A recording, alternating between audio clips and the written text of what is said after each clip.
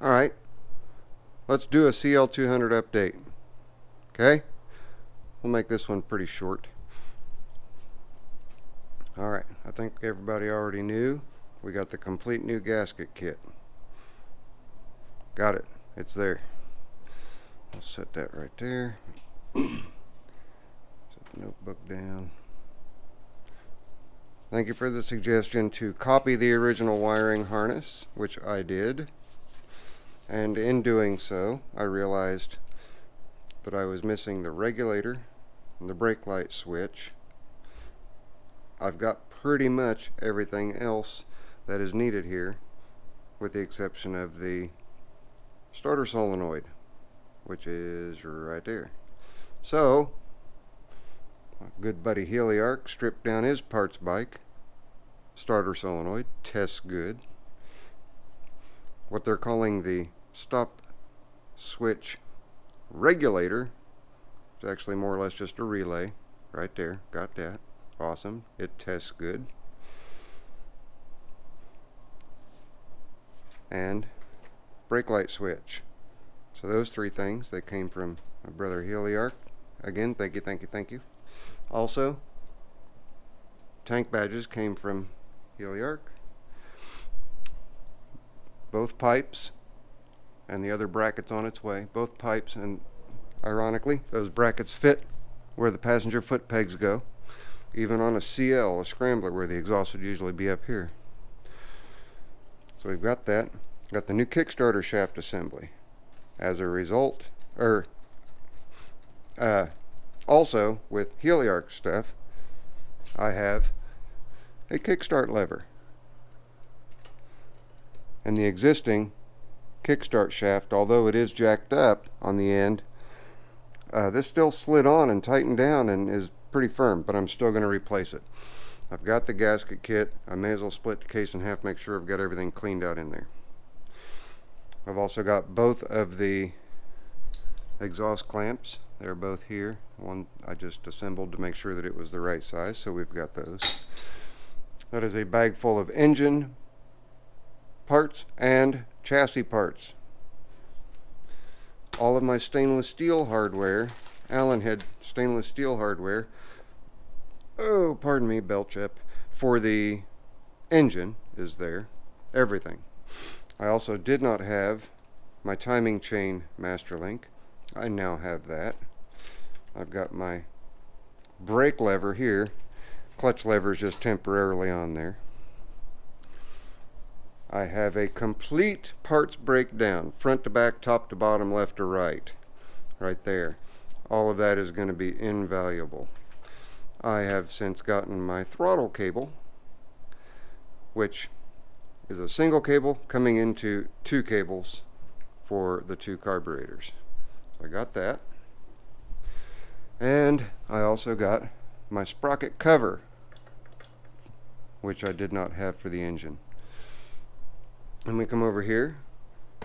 Got my two brand new carburetors, because those are kind of jacked, and I wanted Heliark to hang on to the ones he has in case he needs them for his 175. They're the same carburetors.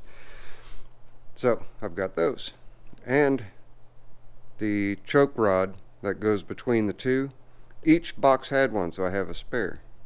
Then we know about the pistons and the ring fiasco, and I told you, if you guys just watched the update on the 7116 video, excuse me, 7117 video, that I got these rings. They're OEM Honda, correct part number. Thought I was getting one set. There's rings in here for both pistons, so I've got those. So that's ready. There really isn't much else that I need to get just to have a running, rideable CL200. But of course everything's waiting on that. Other than ordering parts, everything's waiting on it until I get these two guys done. I also got the correct spring and little boomerang piece for the center mount kickstand, also from Heliark. Only it's just slightly different for this one, so I will have to do a little bit of altering because it will do some bouncing while I'm running up and down the road. Just need to tighten it up a little bit. But we're golden, guys. The last of the parts are rolling in, and as soon as we get these two done and out of here, it will then be the winter time, sort of, kind of ish. Not winter, still fall, but it'll be time to start on the CL200 build. So really looking forward to that. And I wanted to touch base with Sean real quick. This thing right here really could use power steering, and I do have a gentleman here in Muncie who could install power steering in this for you. If that's something that you think you might be interested in, actual power steering with a power steering cylinder and the whole nine, let me know and I'll get a hold of Biggie Rat and see what he would charge you for putting power steering on this. I think that's a direction to go, since it's going to be a dedicated loader. So you let me know. Also, over here, we discussed the muffler. If you want a Zippo muffler, if you don't mind the noise, I can probably come up with something, or we can go stock. So again, let me know. And part 3 will be coming up very soon, where this engine comes out and the now ready to go Vanguard can go in with its pretty new adapter. Okay, there's your update on what's going on with the CL. I just wanted to throw that in since I was out in the shop, and it's getting late. I don't know if you guys can tell, but it's kind of darkish over here. That's because the sun is doing its go away and hide thing. I'm trying to think if there was anything else that I forgot. Oh, I have OEM gauges coming, both the speedometer and the tachometer, as well as throttle grip. Still do not have the lower piece for this grip, and like I say, it's compatible with Hondas across the board for a number of years. I may end up just robbing these two sets off of the CB before I get rid of it, if one does not come available to me in a, not really, I've got time to find one, and I'm sure I'll probably find one, but I want to be sure it's the OEM. This is going to be kind of a retro cafe build where mostly OEM parts are used or adapted to work. So anyway, we've got that, but really psyched about the parts rolling in for it. I'm also really psyched to get these guys done, primarily the mower first and foremost, and it will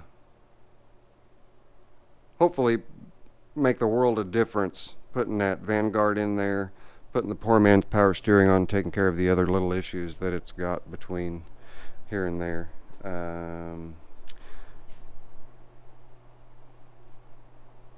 Yeah, that's it.